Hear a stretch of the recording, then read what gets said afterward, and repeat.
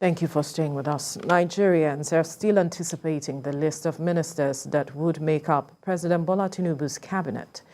The ministerial list, which will contain the names of the individuals listed by the president to lead various ministries, is a critical component of the president's vision for the country. With less than a month to the expiration of the constitutionally mandated 60 days within which the Federal Executive Council must be constituted, it is expected that the new cabinet will be able to tackle insecurity, corruption, and bring economic development to the country. Well, joining us in the studio is a legal practitioner, former Secretary, Nigeria Bar Association, Stephen Obajaja. Good morning. Thank you for joining us. Thank you. Right. And via Zoom from Abuja is a former Commissioner for Information, Edo State political analyst, Kasim Afegboa. Kasim, good morning. Thank you for joining us. Thank you very much for having me. Good morning. Good morning. Now, there's been so much anticipation, lobbying, and you can call it whatever you would like to call it with regards to the names of persons that would form this cabinet. But for you, what do you foresee, or what are your views of how the president will go about handling this matter? Because there are concerns from a cross-section of Nigerians that this will not be business as usual and that it would not be the job for the boys. Can you hear me? Yes, I can hear you. Okay. Well, I'm not afraid of the quality, the character, and the content of the ministers that President Bola Ahmed Tinubu will come up with, because he has an antecedent for going for the best. People know him for, recruiting talents that can fit into his agenda of delivering governance to the people. He did it in Lagos State, and a lot of the persons who worked with him then are still very much around. And we're looking at the national, picture now. That's the country as a whole. Aside from the fact that certain persons and individuals who want to recommend names, the expectation will be that those who will be recommended to the president and those who will be chosen by the president based on his own network of influence and network of friends across the country will be those who will possess the requisite knowledge, the technical know-how, and be able to buy into his Renew Hope agenda to drive governance in the next 4 years. And so people have been lobbying expectedly in politics, if that's allowed. People have been submitting CVs. There are national meetings. There are, quiet movements here and there. But in less than a week, perhaps maybe this week, I think the president might send a list, even if it's not the entire list of ministers. I'm sure he's going to send a list to the National Assembly for them to start the process of screening, aware that the Constitution, allows for 60 days by which you should, set up a cabinet that will run the country. Let me still stay with you, Mr. Kasim, before we come to get the views of Mr. Obajaja here. We've seen the president having consultations with, many individuals, Nigerians and foreigners. And for the Nigerians visiting him, it's also been interesting to see him, receiving visitors across party lines. And only recently, the likes of former Senate President Ayim and Olisametu of the PDP were also there. And this kinds of fuels speculations as to what the ministerial list would be like, whether it will have a mix of, people across party lines in line with the president's desire for a government of national competence. What do you say about that? Well, that's a welcome development for a diverse country like Nigeria, for any plural democracy like we have in this country. If you are able to tap into knowledge, expertise, experience of persons captured in other parties to deepen your own governance process, I think that would be a welcome development. I wouldn't know the reason for inviting former SGF, Senator Pius Aim and Prince Olisametu, but whatever be the motive, it will be a positive one to help his governance process. Don't forget that there are quite a number of agitations in the Southeast. The president may just be trying to get ideas from people, different stakeholders with a view to exactly underscoring what the issues are and how best to approach them. But if it comes to ministers like the former governor of Rivers State, Yeson Wike, is being touted, if he agrees to serve in the government, why not? You see, we need to be looking at the bigger picture because aside from the roles that individuals play to ensure that the president came out victorious at the elections, we also have to be looking at the quality and the content of those individuals. If a man like Wike, for example, had performed so meritoriously in Rivers State and the president feels so enamored by his performance and he feels that he should be part and parcel of his cabinet, why not have somebody like him? Why not have other people like him who can deepen his governance process and deliver on certain mandates? I think we should be looking at the bigger picture of the country because the president has won an election. He is now the president of the country, not necessarily the president of APC. He's the president of the over 200 million Nigerians, and his policies, his programs and initiatives and ideas will have direct and indirect impact on the well-being of the entire country.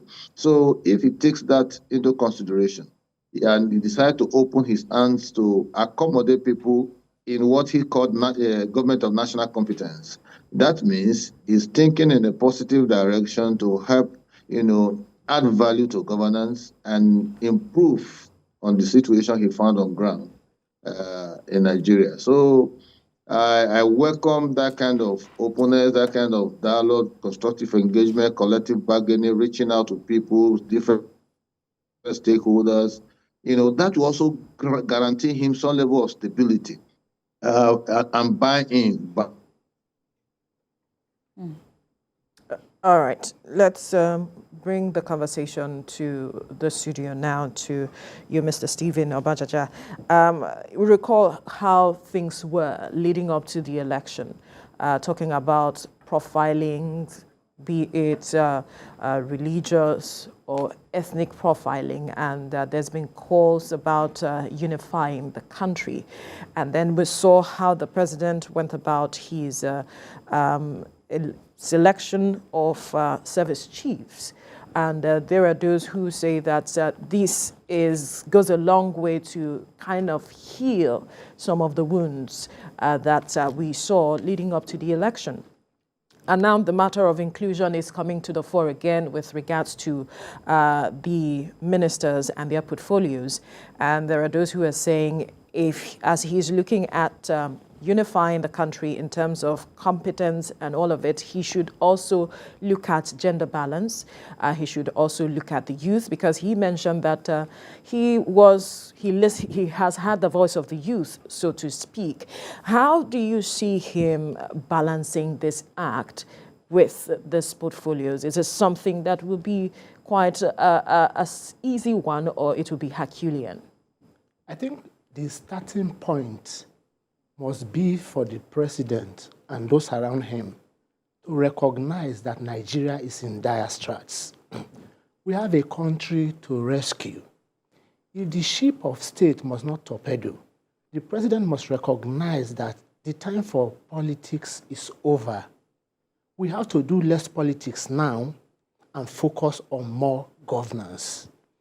And to be fair, the president has demonstrated some competence. In fact, during the run-up to the elections, many people opposed Jagaban, not because they questioned his competence. No one can accuse Bola Tinubu of being incompetent. There might be other concerns. Right. And he has already shown competence by the appointments he had made thus far. For example, take the issue of the removal of subsidy. That was the first thing he did immediately. He took courage to do so. And it is always better to act than not to act, especially in such high echelon of governance. The pains are here with us, but if he plays the statesman and does all he says he will do to ameliorate the pains we face now, then it might be fine for all of us in the long run. So he has demonstrated capacity, and he has shown that he will take the important and hard decisions. Coming to the ministerial list, like you said, is it going to be business as usual? No, I will say from now on, it should be business unusual. People helped him to power. He has had his core supporters right from when he was a senator in the 1990s, he became governor in the late 1990s when Nigeria returned to civil or democratic rule. He has had his people. But even Mr. President himself, we know those amongst his supporters who are altruistic, those who are not in it for selfish reasons, those who are in it for the best of the country. It is from among that pool of those who are in it for the interest of the country that he should choose his ministers. There are a lot of politicians who have been around for 30, 40 years. All they are interested in is to be in one form of leadership position in Nigeria. It doesn't matter to them, whatever they do with it, or whether the country becomes better for it. Mr. President must avoid politicians like that in his new ministerial appointments. People often talk of technocrats. Yes, technocrats are good, you need them. But many technocrats in Nigeria have become very good politicians too, closet politicians.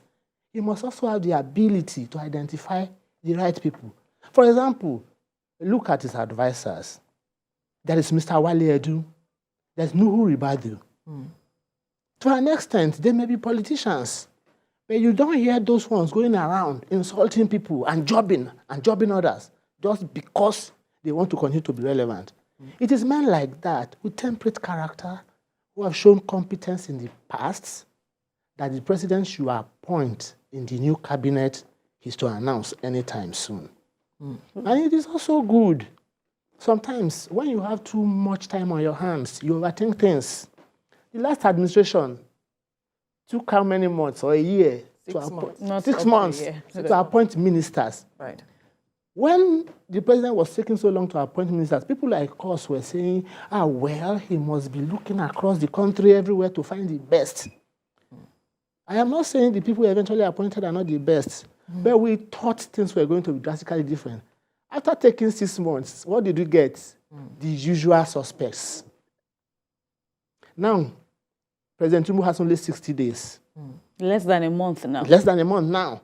So I am sure that will ginger him to do the right thing, make up his mind in time, and then bring out a list that will show the direction in which he intends to take Nigeria. But what do you really think with the president's, desire for a government of national competence and, all the factors before him, how easy the decision would be for him to constitute the ministerial list and, present it to Nigerians any moment from now with the options he has from his party and even out of his party? He's also spoken of giving room to the youth and the women.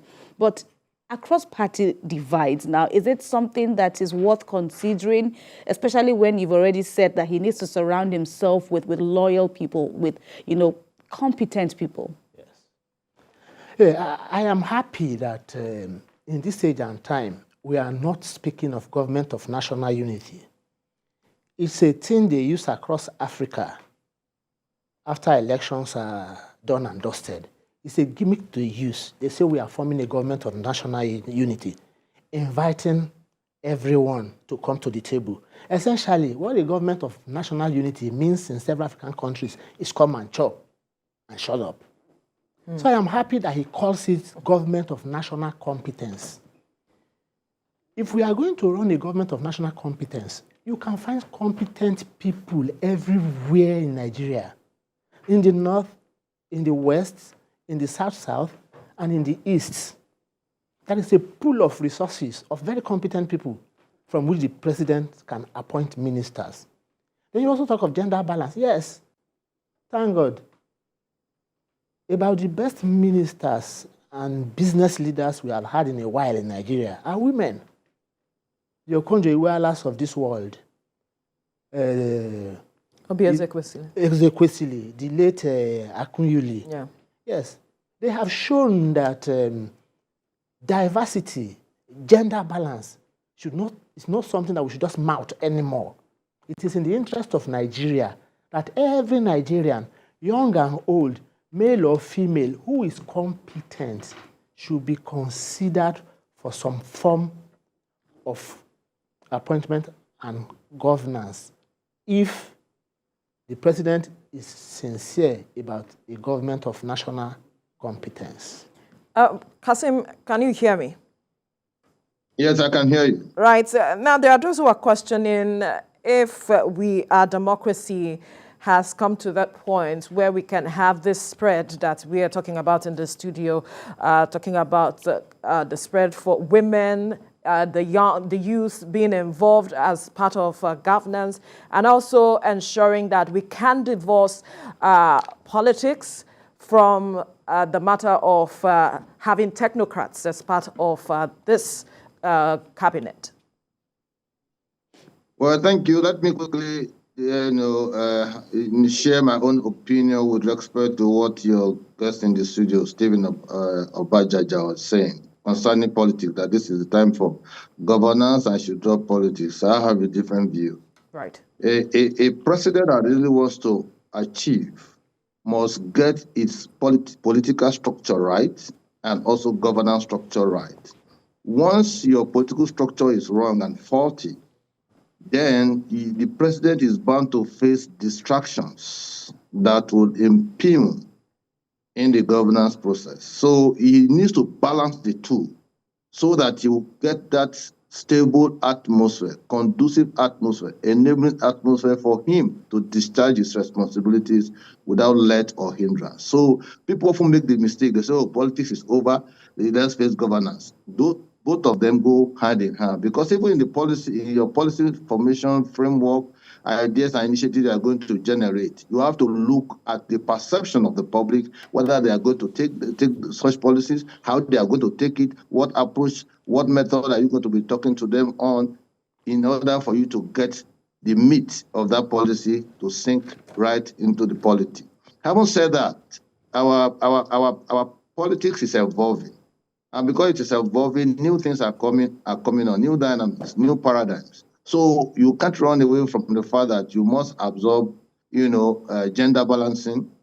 You must take into consideration your youth population, because they are more in terms of numbers. And when you are looking for the right, caliber persons, youths, will form a fulcrum of your own desire to get into the nitty-gritty of governance. If you populate your government or your cabinet with older men, you are going to lose the support base of the youths, who are essentially great mobilizers, whether at the rural level, at the state level, or even at the national level. So the President Bola Tinubu that I know is going to exhaust and tap into all these segments of the population: women, youths, the elderly or the olds, and all of that, and combine them in a potpourri that will make ideas to cross-pollinate in the process of formulating policies in the Right. Now, Kasim, the matter of cutting cost of governance is also on the front burner with regards to the talk about this ministerial portfolio. Recall that sometime last year, Festus Keyamo came out to say that Minister for State is an aberration to the Constitution. And some other lawyers came out also to speak to that. And recall the government has been looking into the matter of cutting cost of governance, making sacrifices because of the situation we find ourselves. What would you expect with regards to this aspect of seeing how we can manage our resources, manage portfolios, despite having the number of persons and representation across the country? Okay, thank you very much. I think the whole idea of cutting costs is a welcome development, but oftentimes it is a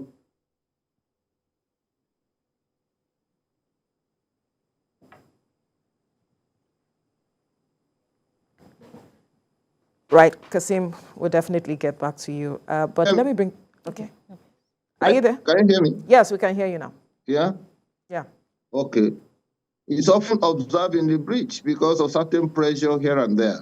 And so for obvious reasons, it will be a welcome development if we can reduce, bogus cabinet numbers, bogus recurrent expenditure, and to ensure that we're able to manage our resources and see how we can apply those resources that will have gone on recurrent to, sustain our capital projects expenditure.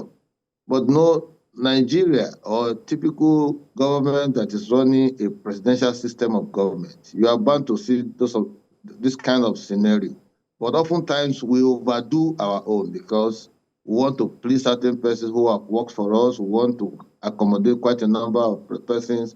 We want to listen to cries of marginalization, non-inclusion, and all of that. We want to try and see how we can cater for the interests of all the geopolitical zones, sub-nationalities, and what have you. So we end up coming up with over-bloated, governance structure. And at the end of the day, it will tell more on our recurrent expenditure than saving money to carry out capital projects. But I know that President Bola Tinubu is going to take certain hard decisions, just like your guest in the studio said, Stephen Obajaja. He's going to take some very painful, hard decisions that are desirable, that are desirous at this time, to be able to whip in line the kind of mentality he wants to see with respect to saving costs and also saving for capital projects. If he doesn't perform, he knows that it will be a serious indictment on him. So the idea of seeing failure and being motivated by the fear of failure will also spur him, to do things that are right. And so you don't have to be a minister of state, for example. The Constitution provides for ministers from all the 36 states and the FCT. If you have such a structure as ministers, well and good. What you just need to do, there are other areas where persons can function very well to drive the wheel of progress with respect to governance. But everybody cannot answer the name minister. Just like you have 36 governors, if you have 36 ministers plus FCT, make it 37, then you can plan around that, generate ideas, drive initiatives that will address pointedly the problems confronting us as a country. Just like your guest said, we are in dire straits. He inherited a country that was not the best of attempt in terms of achievements. So he needs to interrogate so many aspects of our governance life. The area of infrastructure, the area of education, the area of insecurity, the area of even the perception of the country as a corrupt country. He needs to address all of that.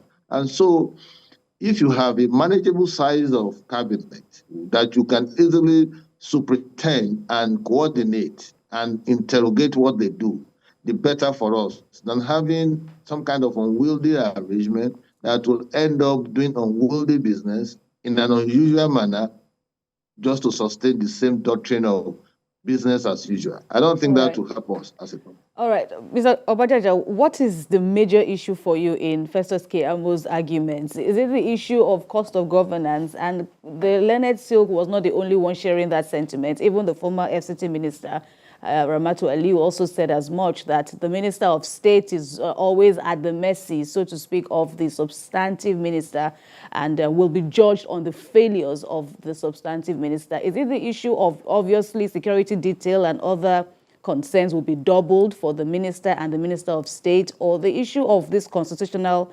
aberration, as Festus Keyamo put it? Yes, I think the problem we have, and we must appreciate it so in Nigeria, is a foundational and structural problem.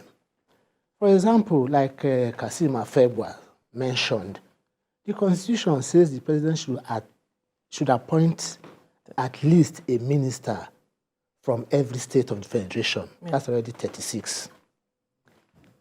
The last president appointed 44 ministers. You can argue that that is bogus, but if the Constitution says at least 36, the president has to appoint at least 36. That's why I said what we have is a foundational and structural problem, because the Constitution is the ground norm. You can't go against it. Now, I do not envy President Tinubu. He doesn't want to even though either. He said we should not pity him. He asked for the job, like he said. To start with, the presidential system of governance which we adopt, the model we adopt, is too expensive. And it leaves a lot of loopholes for anyone who is not sincere with governance to do exactly the opposite of what he says he will do and get away with it. Look at the presidential system of government in the UK. The Prime Minister comes to Parliament every morning. Every other minister is there to make proposals and defend them. The President of Nigeria does not have to go to the National Assembly. The only time you see him there is when he goes for his budget presentation or whatever. He doesn't even have to go there. We have had presidents who sent people to do that on their behalf. So cutting down on the cost of governance is so important. But we have also seen that the people who lead us are reluctant about cutting down on governance. They tell us to tighten our belt, do all this, but they are not telling us what they will tighten. That is the problem we have, and it's not going to go away anytime soon. Look at the Nigerian Constitution, for example. That Constitution has, is it about 300 sections or whatever? The original articles of the Institution of the Governance of the United States, which we follow today, is only 26 articles, or 28 or thereabout. Along the line, there have been amendments and all that. Take the German Constitution. How many sections? Even the South African Constitution. How many Sobogos, in a bid to treat everything, we ended up treating nothing. So the cost of governance must go down. I am sure the president well knows that. But like Mr. Afebwa said, and like I mentioned, I didn't say the president cannot or should not play politics. I am saying a bit of politics and a lot of governance. So it is that politics really that bloats the cost of governance. There are people to settle with this, there are people to settle with that. Then those same people, if they do not do what you expect of them, because you want patronage, you are unable to really whip them into line. So until we have a president who will damn the consequences and do what he says he will do, I don't see how we can bring down the cost of governance. Ask yourself, how many ministries do we have? Do we need all of them? Ministry of Youth and Sports, Ministry of... there are a few ministries that you could merge together. Why are we not thinking of that? Why are we not doing that? If you have 20 ministers, let's say they will have about 50 aides. If you now have 40, what does that tell you? It automatically doubles. So these are hard decisions that we will need the president to make if Nigeria must move forward. Now, let me come back to you, Kasim. There's the matter of appointing round pegs in round holes. And we recall sometime last year, one of the ministers said that he did not even understand much about the portfolio he was given. How do we, avoid that at this point in a critical point that we are as a country? The minister who said he didn't understand his portfolio should naturally have resigned his position. But in Nigeria, resignation is never an option.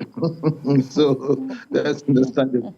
But talking seriously, you see, it would be good that you have ministers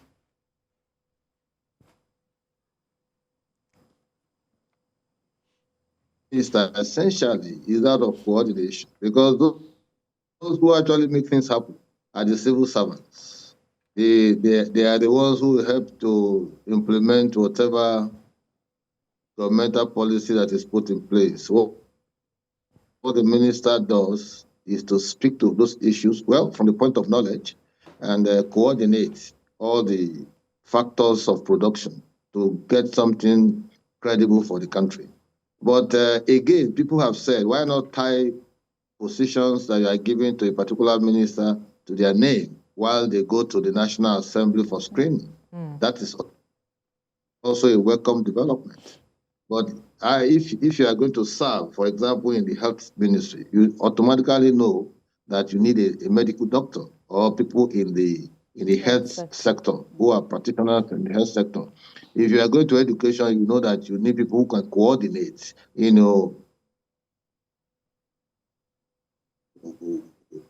education and get things going. There are specific ministries that's all you need. And so for a Bola Tinubu, I'm too sure that he is going to take into cognizance some of these variables in appointing persons to manage certain ministries. And in doing that, he must not put politics at play.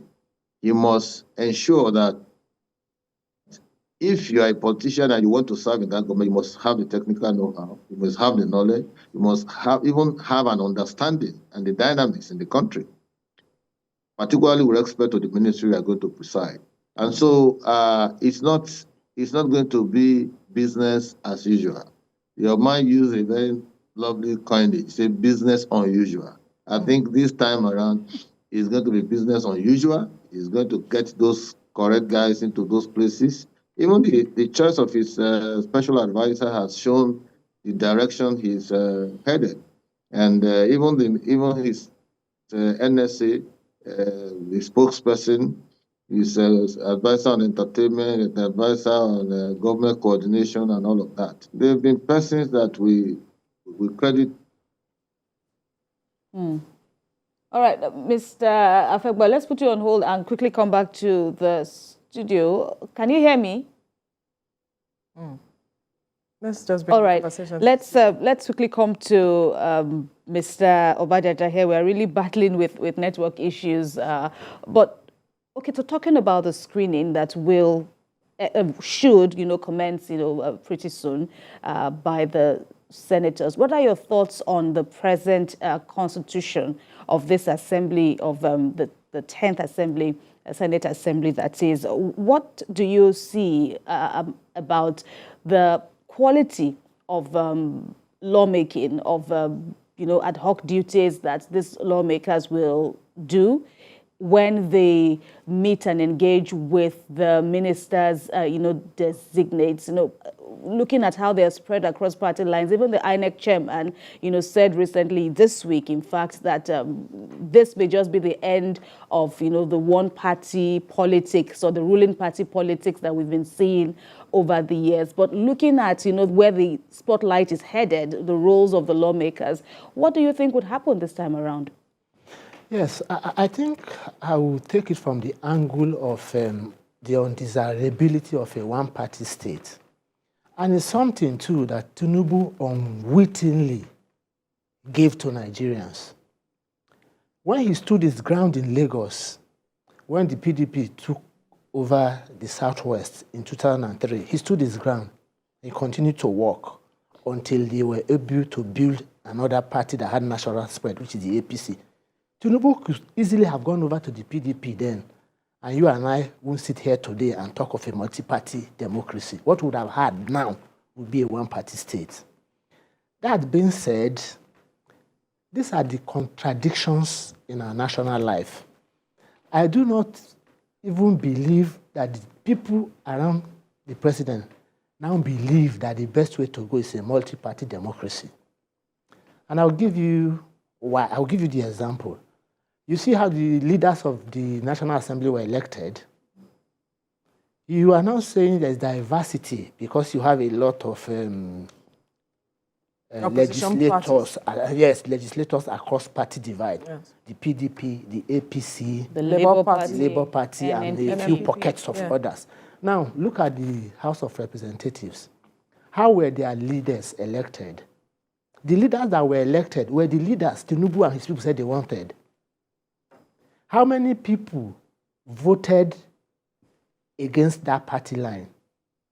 Both opposition parties came together. Yes. And supported. Yes. So how many people voted against that? Mm-hmm. So the point I am making now is that whatever lists the president takes to the assembly is likely to sail through, because what you have is a pliant leadership. I won't use the word people use, rubber stamp. No. But then, like Afegwa said, we must learn to balance these things. It is good that the president has a National Assembly that is cooperative, that he can work with for the good of Nigerians. But in doing that, we must also ensure the independence of the legislature. Their oversight functions have to be strengthened. A legislature does not have to be hostile to the president or the executive. But in whatever we do, the way we choose their leadership, the way we allow them function, we must ensure that they are independent so they can perform their oversight functions. When the president is not doing what he should do, a leadership of the National Assembly, and indeed all lawmakers, should be able to stand their ground and do the right thing, so long as they are doing so in the interest of Nigerians. But you say pliant. You say pliant, not rubber stamp. Yes. Under your standards, is pliant good for our democracy? Well, I think I did make a distinction. They don't have to be hostile to the president or to the executive, but they must maintain their independence. That is what is healthy for the country and for the good of Nigerians. All right. I see Kazim is back now. Now, Kazim, let's turn our attention to those who eventually make the final list for the ministerial positions. Some Nigerians will tell you that they can only remember a few ministers from the last dispensation, and that's as a result of the mark they made in performing their duties. What is your message to those who eventually make the final list? Before I give you my message, let me quickly add the voice to this issue of independence of the legislature of the parliament. I am yet to see in practice a parliament that is independent. It's often said in theory, but when it comes to practice, you hardly see it, at play. Because you mean in Nigeria or abroad or in developed countries? Elsewhere. See, we've traveled to these places, we have understood them, we have looked at what they do. In the US, for example, why do they have lobbyists? Lobbyists are even much more important, are even more powerful than even the lawmakers. And they get a lot of things done on the side of the executive. It does not mean that you are a pliant body, you have to swallow hook, line, and sinker what the executive wants. But you should develop the balls to interrogate anything put before you. That word interrogation is very key. Like in the US, their Congress has what they call Government Accountability Office, which is like an office, an instrument that they use to check the executive. But it doesn't mean that the executive does not have his way most times when he wants to push anything. He uses lobbies, powerful ones, middle-cadre ones, and depending on the subject matter. So in Nigeria, the fact that a president had interest in who emerges as the leadership of the National Assembly should not stop those leadership from interrogating anything the president brings in an altruistic manner for the overwhelming interest of the country. Because no knowledge is lost if the knowledge is such that helps to add value to the discourse. All So coming back to your question of my message to those who make the list. Yeah. Well, we're having a government that is not going to rely on body language of the president, because in the past government we're always talking about body language. Then people will act in a different way. The people must, the nominees, those who will be nominated as ministers and so on as such, must take inspiration from the leadership, that's the president, and also do things with reference to their own term of reference. They must not deviate from the Renew Hope agenda, which was properly distillated and sold to Nigerians during campaigns. We want to see quick wins. We want to see the low-hanging fruits being plucked. We want to see, implementation of that policy agenda, so that in the final analysis, we could hold the president accountable, whether he has done well in line with what he promised to do, or whether he has performed woefully. But I'm sure President Bola Tinubu will surpass even the expectations of the people. That's a fine place to leave this conversation. We must thank you, former Commissioner for Information, Edo State political analyst Kasim Afegbua, for your time. And in the studio, legal practitioner, former Secretary, Nigeria Bar Association, Stephen Obajaja, for your time as well.